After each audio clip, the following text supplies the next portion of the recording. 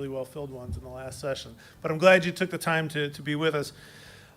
Like many of the topics discussed during today's day of dialogue here at Hofstra, this is an important one, and this matter is one of supreme importance for many who call Long Island their home.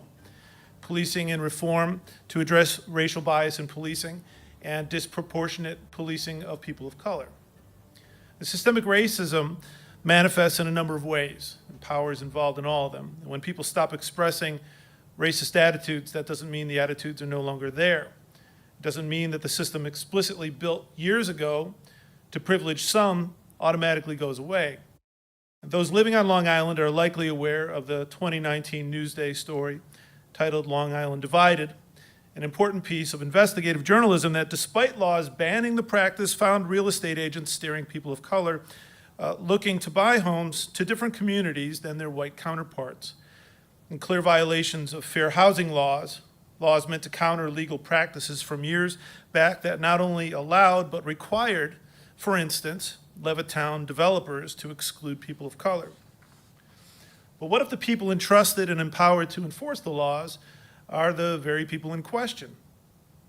Another Newsday investigation from May of this year shows that 6,539 black people on Long Island who sought to become police officers, out of them, 67 were hired.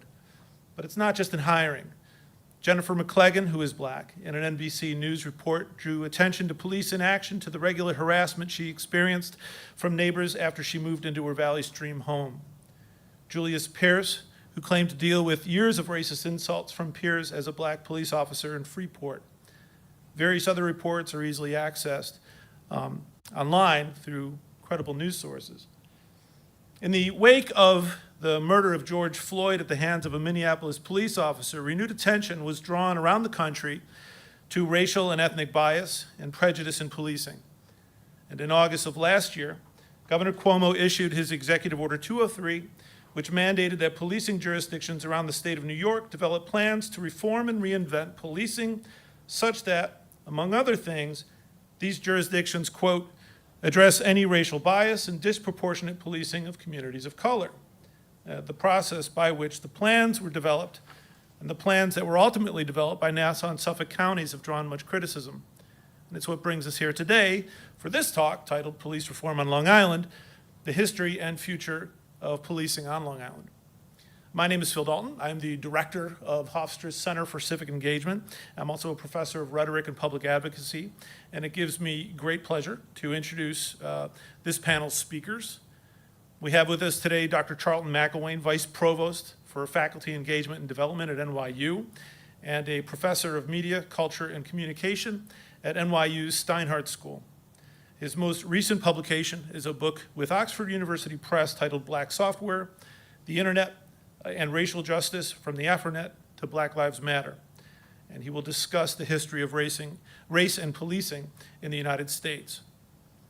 We had originally planned to have civil rights attorney Fred Brewington with us this evening. He had to pull out because he had a legal obligation that kept him from being with us. But that means we have an opportunity to introduce you to Helen Boxwell, who is a member of United for Justice in Policing Long Island, who played an active role in that reform process in Suffolk County. We have 15 minutes, roughly, given to each speaker. I've invited them to be loose with that. But then after that, we'll open it up to questions. And like the other events we had today, you're strongly encouraged to talk. We want your opinions. And I would normally say, especially from the students, but I know we have some folks who are very interested in the topic here who aren't necessarily students, and everybody's invited to talk. It is, after all, a day of dialogue. So let's dialogue. So with that said, let me introduce Dr. McIlwain.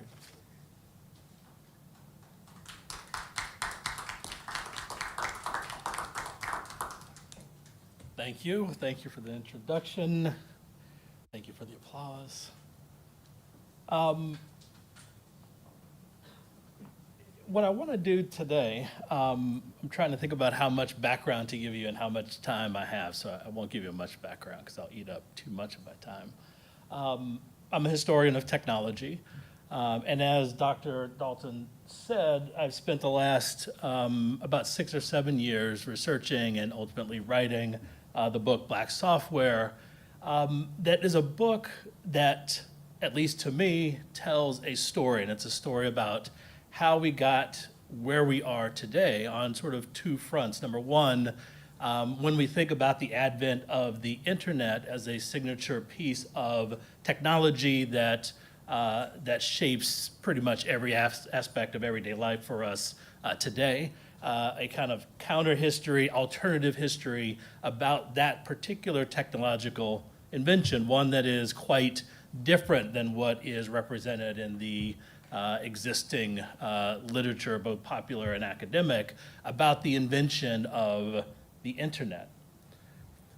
But the other one, and this was something I did not anticipate discovering as part of this book. The book really began as a way for me to account for the rise of the Black Lives Matter movement, trying to understand how it is it came about, how it was able to be so powerful and impactful in such a short, relatively short period of time, and then specifically the ways in which they marshaled technology to help drive much of that impact. So that's where I started, and the question that I really wanted to try to answer. And long story short, the book turned into something quite different, and that was a result of pushing myself further and further back in time, and ultimately ending up with a starting point. I could have gone earlier, but ultimately a starting point that began around the early 1960s, and a story that really turned into much less about the here and now and Black Lives Matter and the relationship of race, technology, and civil rights, but a story about the emergence of a long-standing and persistent relationship between African Americans in particular, but even more broadly, people of color, computing technology, and ultimately a story about the structure and infrastructure built for policing and criminal justice. So I want to start with a couple of provocative statements. Sometimes they're provocative depending on the crowd that I'm speaking with. But I'll throw out a couple of things. I won't say a whole lot about them unless we come back in the Q&A and want to talk through them. But it forms a basis for how I understand and talk about this historical production of, or historical evolution of, an infrastructure that helps, at least for me, explain how we got to where we are today. And I'll talk a little bit about how I see that where we are today in just a second. But the contention that modern computing was developed to support, strengthen, and sustain a racial order that we call white supremacy, and to talk about this in a very different, or in a different way, different language, the contention that modern computing technology is the infrastructure on which racism, that is a system of institutions that automate the distribution of advantage and disadvantage, privilege and power along racial lines, flourishes.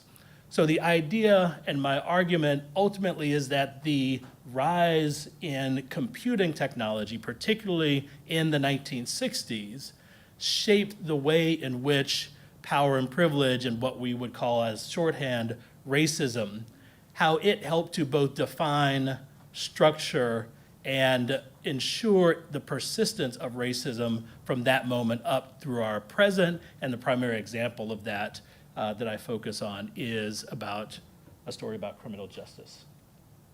I don't have a watch on, and I don't do well with time, Phil, so just let me know when it's time to wrap up, and I'll start to wrap. So this is where I like to often begin. The relatively here and now, I think the story came out in 2018, The Intercept, that had broken this story that IBM had used the NYPD surveillance footage to develop a facial recognition system that could search for criminal suspects by skin color. So the story came out, and it was a bombshell in sort of two ways as it was framed in the story. Number one, that this was happening, that someone had the impulse to want to build a system that could recognize faces, that could identify and profile criminal suspects, primarily based on this one trait of skin color. The second sort of bombshell was the sense in which this cabal was taking place between the NYPD and between IBM for 5 years. And I remember reading the story at the time and getting to that point where they talked about all of this relationship being in secret, this kind of collusion over a 5-year period between the NYPD and IBM, and thinking, wow, they missed the story altogether. And what I knew that wasn't reflected in that story was that that relationship that they saw as a 5-year one was really a 50-year one. Both broadly speaking, when we think about the connection between computing technology and policing and criminal justice more broadly, but even the specific relationship between the NYPD and between New York State's criminal justice infrastructure more broadly and IBM going back to the early or the late 50s and early 1960s.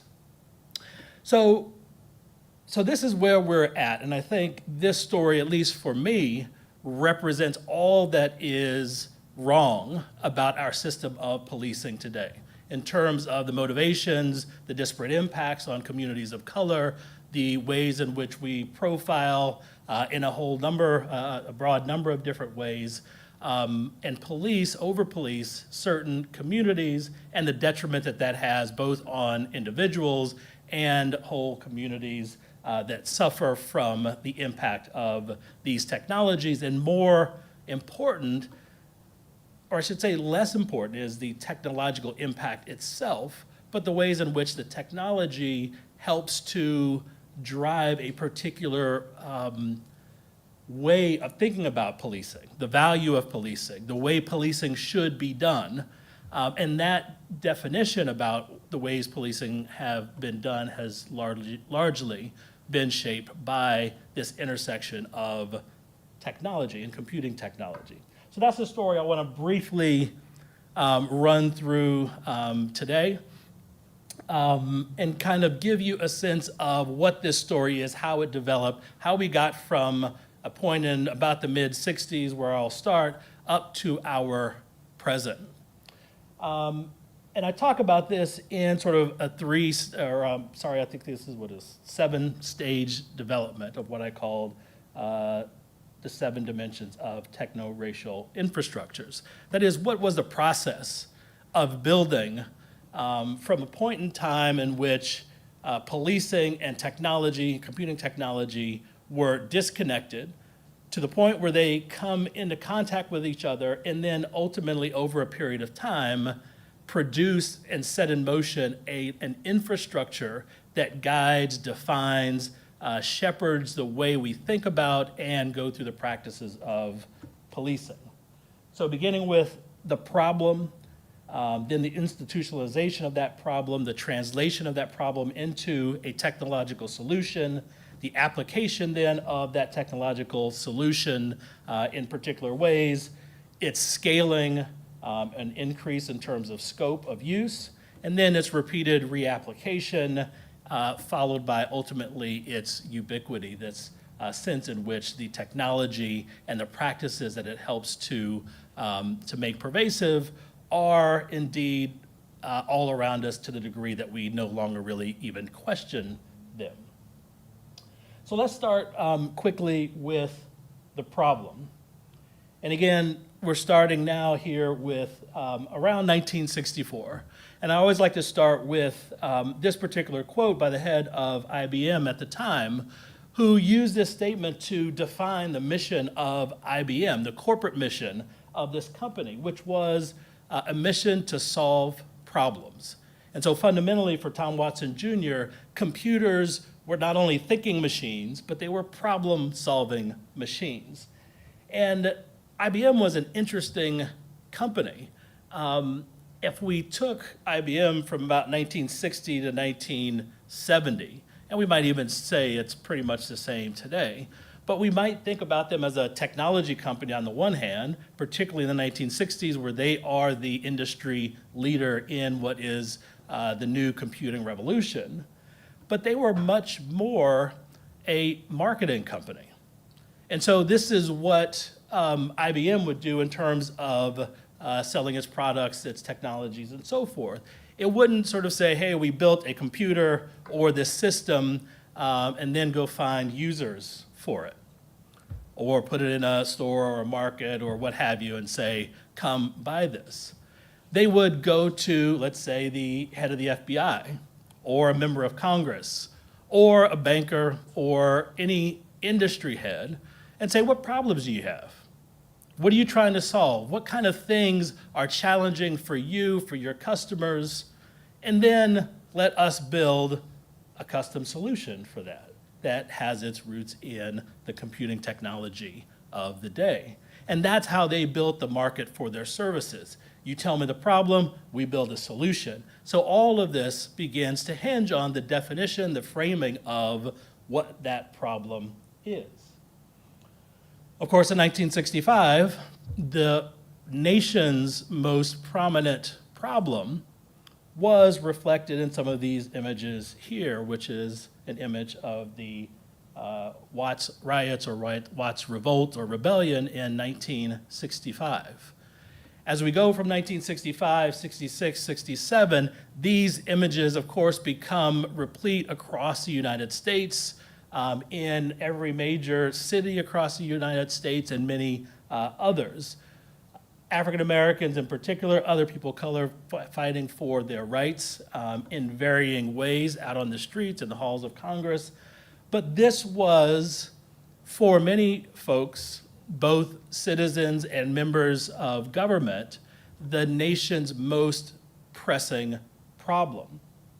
And it was interesting as, go back for a minute, as we approach the transfer of power, presidential transfer of power from Kennedy to Johnson, Johnson comes into office not really thinking about crime, not thinking about, certainly thinking about civil rights, but not thinking about crime in particular as a preeminent problem. And so his constituents begin to impress upon him the problem of crime. And the definition of that problem from his constituents, from his primarily white constituents, is framed very much in racial terms. That is, the problem of crime is exhibited in the kinds of images from that prior slide, right? Crime was represented in blackface, represented by folks that were fighting for civil rights out in the streets, and framed as civil disorders, lawlessness, criminal behavior. And so they helped to impress upon Johnson the fact that crime, and then very explicitly knowing and describing crime in racial terms as the country's most prominent problem, the one that we needed to address and fix. Heeding that call, Johnson formed his National Crime Commission. And in that commission, on that commission, he had several different separate task forces meant to do different kinds of investigations. One to, let's say, look into organized crime in particular. One into the causes of crime and try to help us understand what motivates people to criminal behavior. But the crown jewel of Johnson's commission was a science and technology task force. And the charge of this task force was recognizing the advances in computing that had already helped us make great gains in scientific endeavors, in going to space, and certainly in national defense and war. And so Johnson, as he presented it, and as his Attorney General who ran the task force presented it, was let's find a way to see if we can get these new computing technology powers to help us fix the problem of crime. Again, a problem that was very explicitly framed as a problem of race, a problem of urban culture, a problem of a divide between black and white. And so in many different ways for that task force, their charge was to determine and frame not only how do we ameliorate crime, but what institutions should predominate in terms of helping us to fix this problem. And there was really no question about that. They began very squarely on policing. That policing was the central institution to be able to address crime problems, understand the causes of crime, and to intervene, and to some degree try to predict and prevent criminal behavior. And so what the Technology Task Force did was ignite a series of studies, and there were studies that were based on new technologies that were imagined and then beginning to be built. And here we have the translation of the problem of crime, the problem of race that are hand in hand, into a technological solution. The head of that task force was Saul Gass. I'll skip Mr. Poole here, but Saul Gass was the head of the Science and Technology Task Force. Gass was an engineer. He was what was called an operations researcher, that was their name at the time. He had worked for a time at MIT. And then for most of his career, he worked for IBM, and at the time of this task force, he was running all of IBM's government contracts that they had relationships with. So Saul I. Gass was the person who was the architect of the new investigations, research, and solutions, technological solutions, that would be built or piloted to try to help address these questions and problems. I don't know how well you can see any of those details. A lot of interesting stories simply on this slide, which really represent a way of thinking about policing for Saul Gass. And the idea was, what do we need, if we are going to think about preventing crime, and how do we think about that mathematically? How do we think about that algorithmically? How do we come up with processes for policing that make this possible? The second for him was, how do we set up actual police practice to be able to efficiently address the problems of crime? And this was Gass's way of thinking about policing both in practice and in outcome in terms of prevention and ameliorating crime. And basically for him, it was about the efficient use of police resources. And so much of his work that he helped to establish and inaugurate through the task force were new systems for communication, for communicating between a hub, let's say the NYPD headquarters, and the patrolmen that were out on a beat. And then that generated or developed into questions about, if we've got a headquarters where calls about crime come in and we want to communicate efficiently with those who are out on the street to address those, how do we do that efficiently?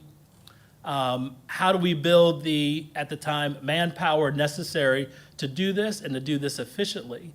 How do we understand and target the places most likely to have high levels of crime and deploy resources to those areas in a way to maximally be able to address crime that was happening and help prevent it? And so all of these algorithms and systems that were built were meant to provide a technological solution or introduce technological solutions that would help police better do that kind of work. And I know that I'm getting close on time.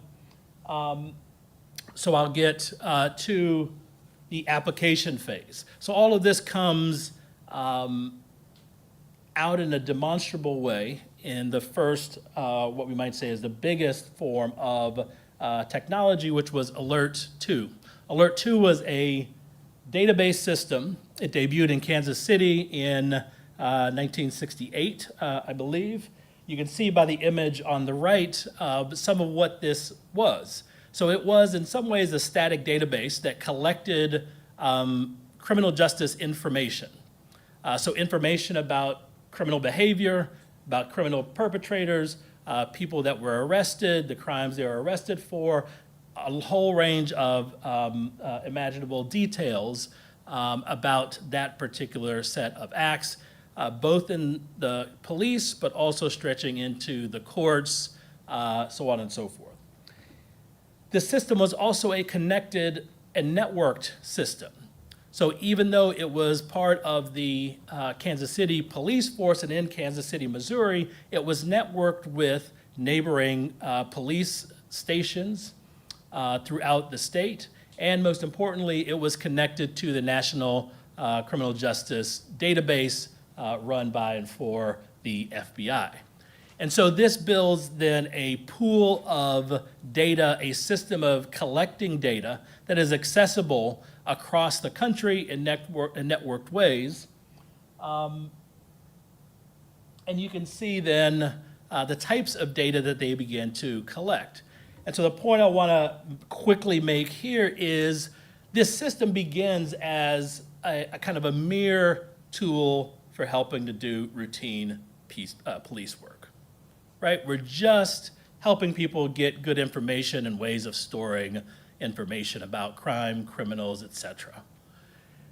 But it doesn't take long for people to move on to a next phase of utilizing a tool like Alert 2. And that was a recognition that with the massive amounts of data that were made possible by a system like this, one could then begin to do things that were really first inaugurated by Poole, whose image you saw earlier. And that was thinking about modeling, profiling, and predicting where criminal behavior was going to take place and who were most likely the perpetrators of crime. And so these types of data that are very much based on race because they're based on location, based on census data and census demographics, then produce what we could imagine would be produced if my question and my problem is, how do I stop lawless black folks in the streets committing crime? The tool of data produces essentially what it is already known or thought or perceived, which is that crime happens by black people in black communities. And so lo and behold, when they turn Alert 2 loose to actually do its work in a sting operation that they built called Operation Robbery Control in 1970, one can imagine where all of this data that they had taken and built predictive models based on told them where they should put the most police and where they should locate their hub for the sting operation. And it's in all of those dark blocks that you can see there, which represent the areas in that city with the highest population of African Americans.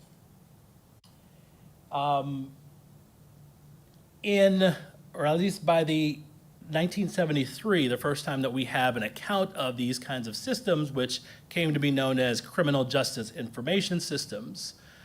Systems like Alert 2 by 1973 existed in every state across the country, including US national territories. Many states had more than one, meaning across several different police jurisdictions. And if one looked at this database closely, could see the types of data that were being collected about crime, about criminals, and about different areas of the structure of policing and criminal justice that they were meant to address.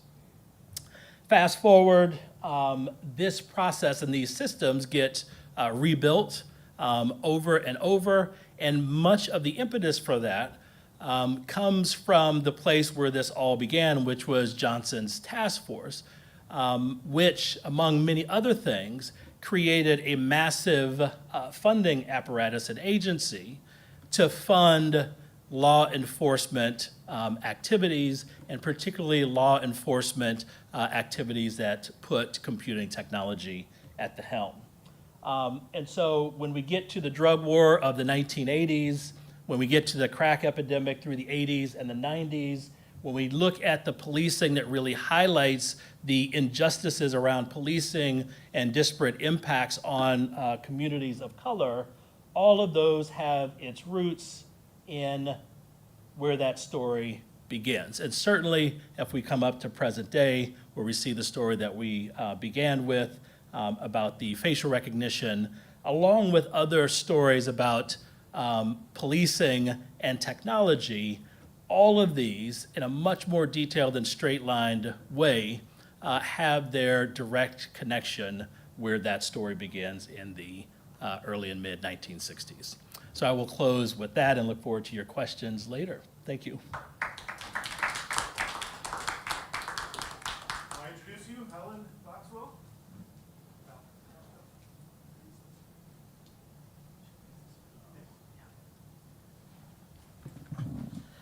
Good afternoon. I really appreciate the invitation, and I have to say that there's no way I could ever replace the Honorable Fred Brewington, but I will do my best to present to you the information about today's police reform efforts. And I've found your talk fascinating and totally appropriate, because much of the police reform is connected to the internet and data collection and data analysis, or lack thereof, and how it's used. And it's the same thing that you just described from the 60s is still going on now. And I can give you an example. Policing takes the form of precincts. Precincts are a geographical location, and precincts operate to protect and serve that community. And we have traffic stop data in Suffolk County. Police officers are required to put in who they stopped and why, and there's a computer system, and then you have the data for the whole county. Police traffic stops, activities. So when you look at that, that's on the web, and so our analysts have looked at that data and found what's happening there, and found certain precincts have more stops than others, more searches than others, more arrests than others, and they are precincts that have large Black and brown communities.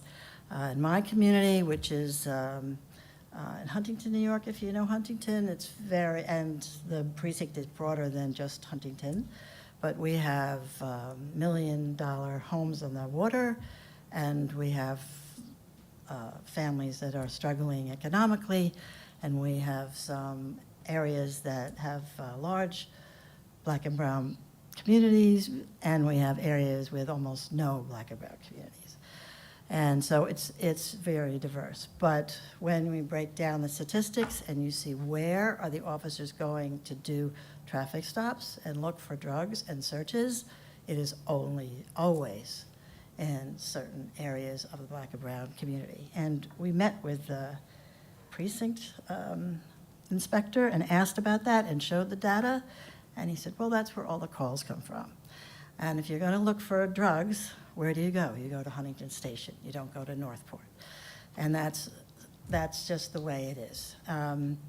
So we still have that problem. And I'll tell you a little bit about where I come from. I am not a professor. I'm just a grandmother.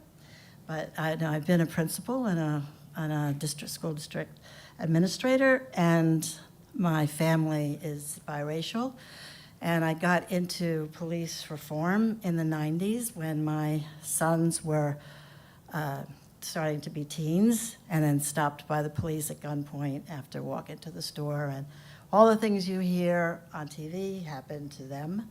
And so I definitely got involved as a concerned mother, and now as a concerned grandmother who wants to have equity and really good care and safety for everyone. And so I got involved in working with an organization, it's called now United for Justice in Policing, and we were monitoring the DOJ agreement. Department of Justice has an agreement with the Suffolk County Police Department, and we were not the only ones. There are many people involved with meeting regularly, met regularly many times with former Commissioner Hart. I'm so happy to see you. And we met and discussed what was in the agreement and what's happening on the ground. And so I don't, my speaking here today is my own personal opinion. I don't have approval from a group to say this and that and the other because I've just sort of appeared. But I would like to give you a little bit of the history in Suffolk County of policing, some policing issues. And of course, they've gone on, as we said, for many, many years. But around 2004, the Department of Justice wrote a letter to the Suffolk County Police Department about some of their practices. And they were not up to date, and they were not following what is good policing according to the DOJ. Some things, for example, they talked about were hate crimes and classifying hate crimes appropriately. It's a huge problem, including today, even more so today, because there's more hate crimes happening. And then there was a lot of anti-immigration issues, anti-immigrant issues at that time. Our county executive had said some incendiary things. There were a lot of incidents where people were beaten up who were day laborers, where a police officer was sort of stopping people and getting money from them. He's now, he was in court, and that was handled eventually. But there was this great tendency as more and more immigrants were coming into Suffolk County. And eventually, someone was murdered in Patchogue, New York, Marcelo Lucera, in November. And it was a shock, and it was by some young people who were looking around, walking after school, looking for a Mexican. And he was stabbed, unfortunately died, and he was from Ecuador. And the whole county, people who cared, were very disturbed, religious people, even the police department. And as they found out that there were many times when the Latino community was afraid to speak to the police and tell them when they were being harassed or hurt or various things happened. And so there were lots of efforts by the community, by religious people, by the department to try to make some changes. But we still have this same problem today. Problem of people being afraid to talk to the police, and including in the Black community where, I mean, people do not want to report things that happened because they're afraid of repercussions. It's a different reason than the immigrants, but unfortunately, there's a lot of mistrust. So the 2011, the Department of Justice wrote a technical assistance letter to make recommendations for the county. And in 2014, a settlement agreement was made. And in that settlement agreement covers a number of areas. It covers language access, so that with the idea that every single person should be able to communicate to the police officer and vice versa. And with that, the police department created a system where they have things in their car where they can communicate, they can call a language line and get, I think, 70-some languages. There's a phone in the precinct, so you can call that language line if someone comes to the precinct. You can, everyone was trained how to use them. And there's the area of traffic stops. Traffic stops were, there was concern for bias in traffic stops. And so they had to collect data.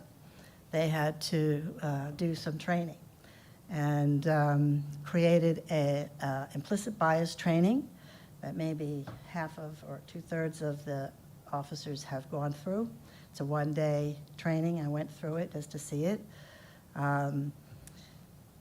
And they had community engagement, and community engagement was to get more involved in the community and so that you can build this trust and to know what's happening in the community. So people were hired. I think there's 1 or 2 officers, specialized officers that work in each precinct. And hate crimes was another area, so that hate crimes would be, there would be a unit, and people would address any calls and concerns for hate crimes, and also internal affairs. They were supposed to create, which they did, a special unit. Hate crimes has a unit, IAB has a unit, and complaints go there. And that unit is consisted of now is 18 officers, and they are detective lieutenant levels, which is very high. So you have the best people there. So that has happened, but as that happened, the grassroots community were in dialogue with the department, so that how can we make sure that this is really being implemented? And what we found is that there was a lot of training and a lot of policy improvement and units created and mission statement and all those kinds of things were done. But the grassroots problem in the street was not solved. So that even though you have the policy, the practice is a different thing. And some people followed regulations and some people didn't. So you find, for example, it's easy to see with language access. Are they going to use the equipment or not? And often you find, oh, they don't need it, or oh, I'll get the kid to translate, which you're not supposed to do. And so we found in case after case, especially in domestic violence cases, you'd find that there were cases where there was issues of translation, issues of not understanding each other. People came to a precinct and they were told, come back when you can get someone to speak English. Those kinds of incidents we heard over and over again. And then comes with internal affairs. Internal affairs had issues such as you would file a report, you were supposed to get an answer in 90 days of where the status, and we find that didn't always happen. We found out that cases were brought to the precinct instead of the separate unit, about half of them. So you'd have a sergeant interviewing his lieutenant over him to make a decision. And so we found that the results, based on the annual report, were like 2018, 6% were substantiated, in 2019, 14%, and in 2020, 7%. And I'm not good with numbers, but those numbers I remember because they're so unacceptable. So that means if you want community trust and the community files a report to complain about an officer, what are they going to have?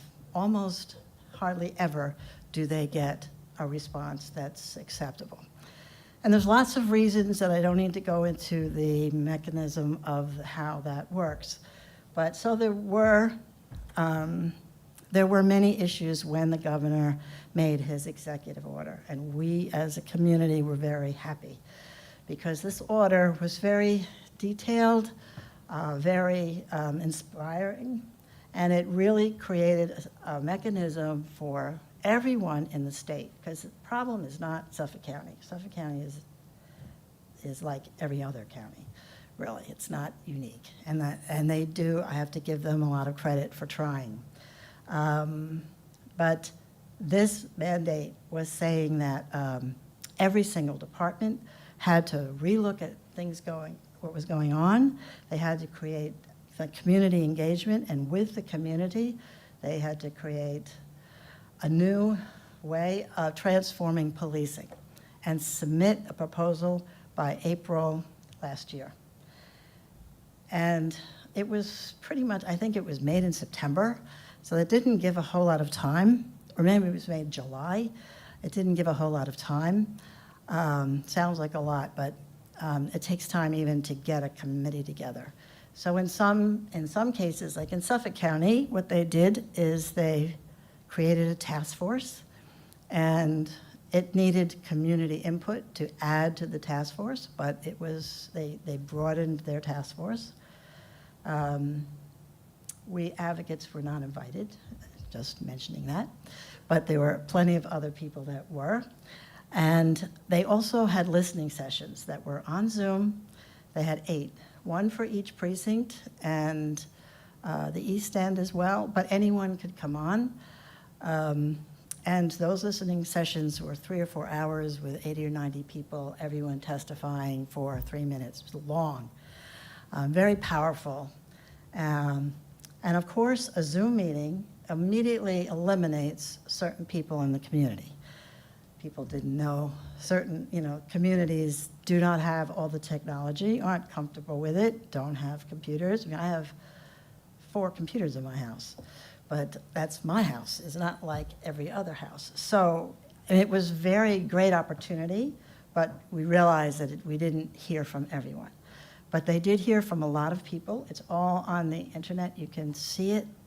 And in discussions with the county exec's office, you can see that they took what was said seriously, which I was happy to see. And what were some of the complaints. And of course, there were other things besides, there were thanks, and because a lot of thanks is due, as well as complaints. But they heard the complaints about the stops, about the IAB, about the hate crimes, about just many biases against Black and brown people. And so now they created a resolution, which every county had to, or every police department had to create, and it was passed by the county legislature. And when I say every police department, especially in Long Island, it's very complicated. Long Island has school districts that are one geographic area, fire departments another geographic area, precincts a different geographic area, and there are many police departments that are in Suffolk County that are not in Suffolk County, under Suffolk County Police Department. And the same thing with Nassau. I think Nassau doesn't have as many, because much of the east end of Long Island has its own police department. But in my town, we have a Ashoka Police Department, Lloyd Neck Police Department, Northport Police Department, and then we have the Suffolk County Police Department.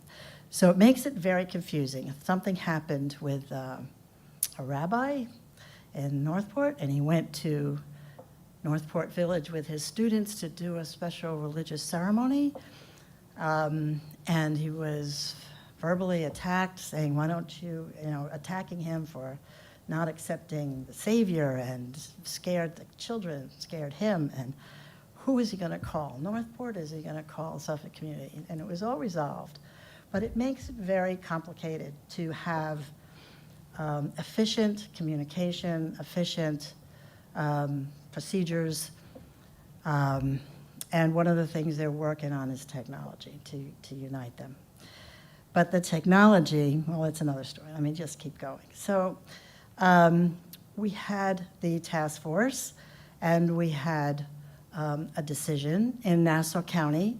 They started with a task force they picked about 5 to 7 young people who had been active in leading BLM demonstrations to be on a committee with the heads of Nassau County Police Department. And that was the task force. And when we saw that, we thought, they didn't even invite Fred Brewington, who has been doing this work for 30, 40 years. They didn't invite a lot of the advocates. I mean, it's great to invite the youth. It's fabulous to have youth, but you also need people with experiences and you need to broaden your task force, which Suffolk had a broad task force. They went from the police union to the Human Rights Commission. You had all different kinds of people there. But in Nassau, again, they had to try to change changed the task force, and eventually they got a few people, more people in there, who eventually quit because it was really not a dialogue. Things were written, sent to the county legislature without even the knowledge of the people in the task force. That was a whole big concern that these and it's a concern throughout the state, that these plans are not really necessarily approved by the community and worked out with the community. In some cases, they are more than others. And the community should be involved. When I heard this was a civic engagement organization, I said, yes, I'm coming, because I really believe in civic engagement, that all the concerns that we have, we need to get involved to try to help improve things. And it's not going to improve if you don't do something. Sometimes I knew, I love former Commissioner Hart. I think very much, but sometimes I know I was a pain in the neck. But I thought, I'm a mosquito, and I'm not going to stop buzzing. And we would keep talking and in dialogue and hopefully trying to get to a mutual understanding. And we need lots of more than mosquitoes to really communicate to the powers to be. And in many cases, the system doesn't really know what's going on in the streets. Like, I would hear from the young people in my neighborhood that the police were stopping them and searching them for nothing over and over again. And they were plainclothes cops. So they were in a car, and kids didn't notice. And I hear it from my son, who comes home and says, there's another car outside. I don't notice it. I'm not looking at it. I don't even think about it. But he has to notice, and he has to think about it. And sure enough, I asked researchers, can you look this up on the data? So he took the data and took the area, and sure enough, the criminal investigation unit from between 6 and 3 in the morning is coming there to Huntington Station, and all kinds of stops, and not just stops, but stops and searches. Searches for what? Finding 75% of the time, there's no hit, there's no nothing. And what do they find? A little bit of drugs. And what does that mean? Someone has, some pot in their pocket or under the seat. And that's what was looked for, and even the inspector verified they were looking for drugs and looking for marijuana. And so these guys would be arrested. And then you look at the numbers of people in the jail. 80% are black and brown. But that is not Suffolk County's demographics. So why is that?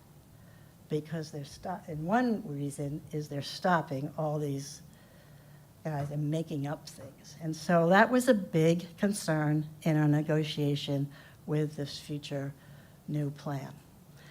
A big part of the negotiation, because this is a real problem. And some things we won. We won that when people are stopped, pedestrians and bicyclists are stopped, the officer has to give like a business card that says their name. We tried to have them put on there that they have to say why they're stopped, which in some cities they do. They have this little ticket and the officer's badge number, and they're stopped because they broke this law, or there's this question or this issue. That was not agreed upon. And the union was a big part of that task force. But it also was not agreed that officers with cars did not have to give their business card, didn't have it, only bicycles and pedestrians. So it's what it is. And so we're not happy about that, and we will still working to improve that. And what I have experienced, in my experience, is that there's a lot of effort to improve, and then at the same time, there's a lot of blocks and resistance. And that's a good example. Another example is wanting to have a civilian review board. I have a minute. 2 minutes, okay, is wanting to have a civilian review board, which means that there are people outside the entire system that would review questions of misconduct from IAB reports. But that was not approved. They have an alternate system. But the alternate system is that the Human Rights Commission will look at cases and they can investigate, but they can only recommend. And that is not a solution. So what I'd like you to know is that there's a lot of work being done by different groups all around. There are 3 groups working on police reform on Long Island together. We call ourselves a tri-coalition. There's UJP, and there is also Long Island Advocates for Police Accountability. That's run by Fred Brewington and Tracy Edwards. And there's another one, Long Island United for Policing and Public Safety, and that is run by Shaniqua Levin and others. And we all work on certain aspects of policing. We all have different specialties based on our interest and our skill levels. And then we all work together, and we work together to make a people's plan, which you can also see on any of our websites. And the people's plan was a proposal, alternate proposal to reform policing. It's 240 pages. We recommend you take a look at it. A few things were adapted, a few are not, and we will still be working to negotiate. And I have to say, the new interim commissioner in Suffolk County has been meeting with advocates regularly and giving a lot of his time to meet on each issue that we were bringing up, and I do appreciate that. So I hope you can get involved, and I appreciate your inviting me today. I'm going to ask you both of you to sit up there, and then we'll take questions. And you can either come up to the mic, or I can bring it over to you if you've got questions or comments. Who would like the mic? We have no questions. Thank you.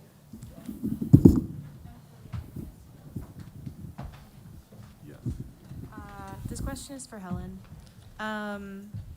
You mentioned that there were a couple of officers who wouldn't follow the new policies that were enacted, and I was wondering what the repercussions were for them.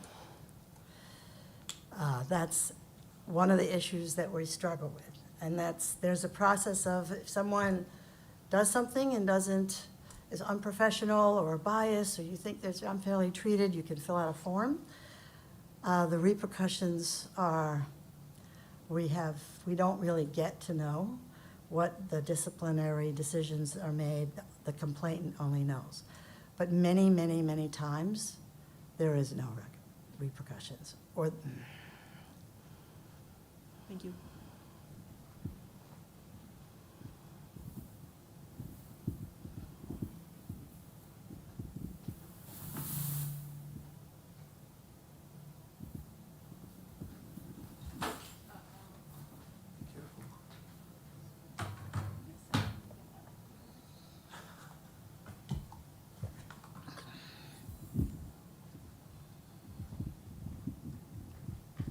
So my question is actually about the bias in technology.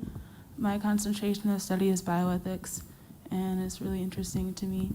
So I was wondering, what do you see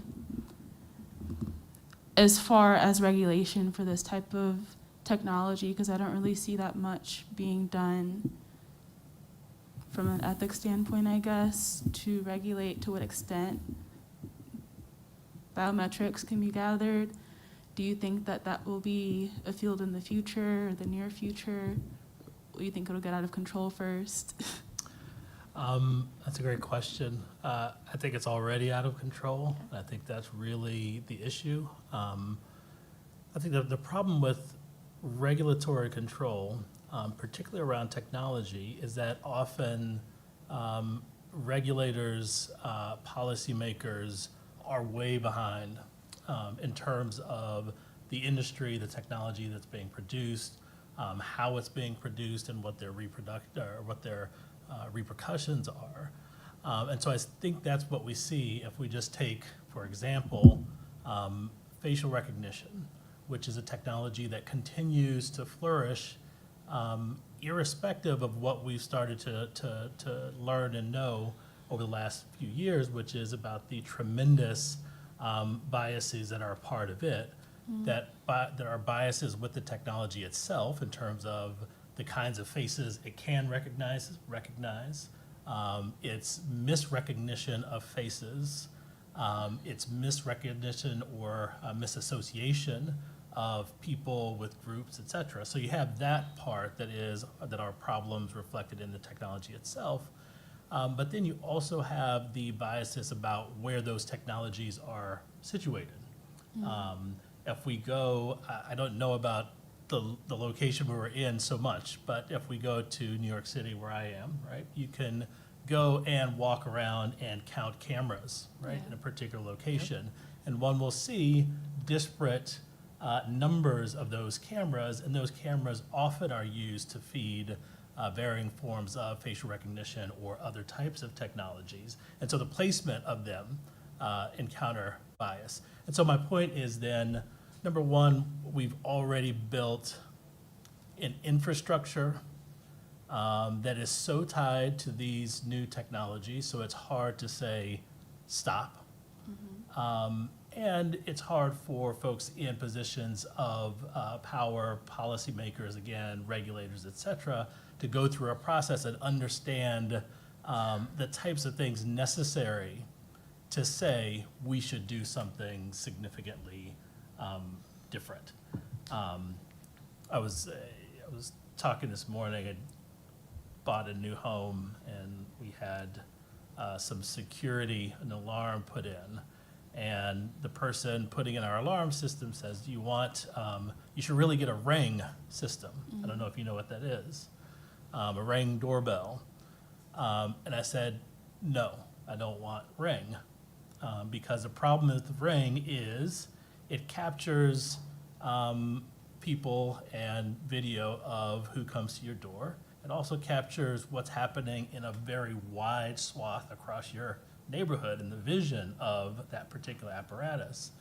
And that information is widely shareable with law enforcement, either because law enforcement comes and asks for it to be shared, or because places like an Amazon and so forth that are the purveyors of the technology incentivize the use of that technology. So all that to say is we've invested in a massive infrastructure of those types of technologies, and it's hard to regulate when we already have a system that is so far beyond our ability to regulate. So what you said about the ring light, that made me think, I live in Brooklyn, and there are a lot of apartment buildings that have virtual doormen. There was an incident over the summer where the buildings were actually giving people's faces to police, and they were doing virtual lineups. And the wrong person was arrested based off of the data from his virtual doorman in his apartment building. Right. But saying that, I'm wondering, because it is at the point where it's out of control, do you think that it would be a local government issue or a federal government issue or an international issue to address these issues? It would, I think, have to be on a global scale. I was just at a talk a few days ago with someone who was doing a presentation about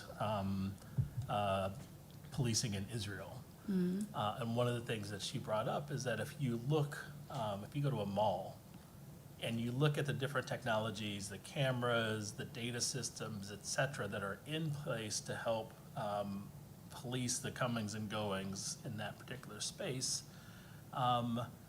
some of them are created by companies that are based in Israel, others in Europe, others in the United States. And so there is a way in which all of these systems and this infrastructure is linked globally. And so to say, hey, we're going to stop using something here in this particular county doesn't have a big impact. Because A, there are redundancies in terms of the technologies that other folks use that may not be regulated by that particular local body, but also the fact that we move in and out of this county and so are still susceptible as I cross boundaries from one county, one city, one state one geographic location to another. Thank you. Thank you.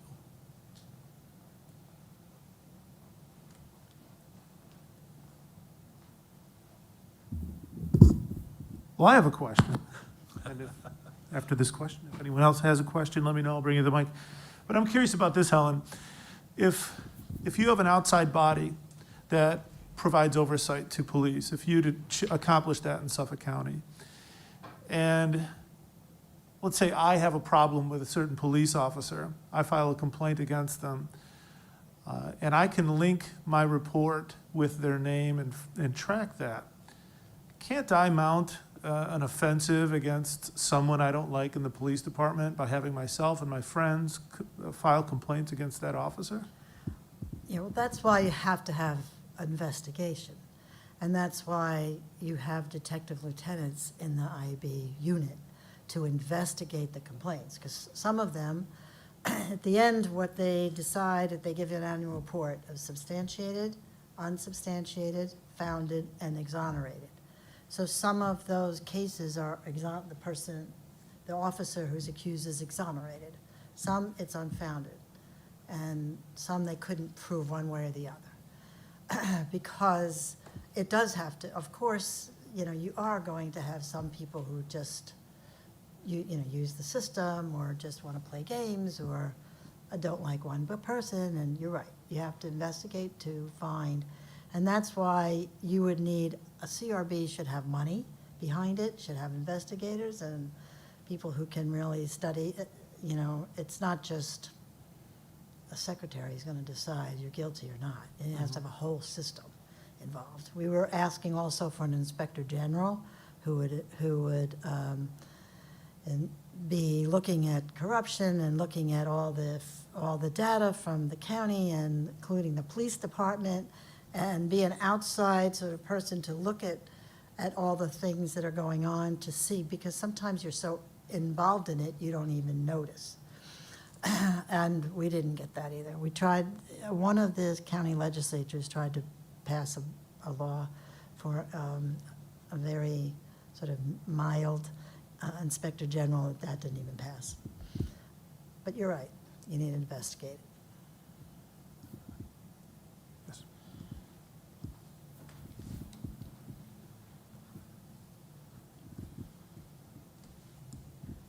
So my question's for you. I'm actually from Endicott, which is where IBM was founded. And I know that back at home we sort of idolize IBM, Thomas J. Watson, everybody. So I was wondering, if you think that if we sort of, show local people where the beginnings of racially biased technologies came from, which was from our area, if you think that would help sort of provide motivation to, increase protests against policing, or if you think that we should focus rather on the current technology itself rather than its beginnings. Yeah, that's a great question. I think it's hard to sort of look at the beginnings and sort of use that as the story and kernel for what goes beyond. And I think IBM is a good case for that. They're really a complex organization. They've had in their history connection through their technology, some of the worst things that we have known, including technologies that were used to support efforts in the Holocaust, apartheid in South Africa, and similar across efforts across the Caribbean. Some of the development in many of the problematic systems that we have today. And yet, if we ask the question about thinking about technology companies generally, and who has made the greatest strides and efforts to try to counter some of this with diversifying folks that are in the technology sector as part of their companies and so forth, IBM has been the sort of leader of that. So it's a complicated history of an organization, so I don't think that we can take that as a static moment and use that as the thing to fight against. I think what we have to do is look at the ways that these companies collectively, we talk about IBM and Amazon and Microsoft and so many more, and they all have a part to play in having built this infrastructure. So I think thinking about the technologies themselves and how they proliferate, why we continue to put trust and faith in them, irrespective of how many times we see how flawed they are in terms of their outcomes, and particularly their disparate outcomes. I think that's where part of this fight has to be. And then to all of Helen's story, I think the real fight is at the grassroots, locally, in communities, and that level of pushback. Okay, thank you. Thank you. Anyone else? Okay, well, thank you both very much for your time and what you've contributed. I want to thank you all for coming this afternoon. I hope we didn't keep you from getting dinner. So if we did, we apologize, but go ahead and eat. And thanks again to you both for sharing your knowledge with us. Thank you.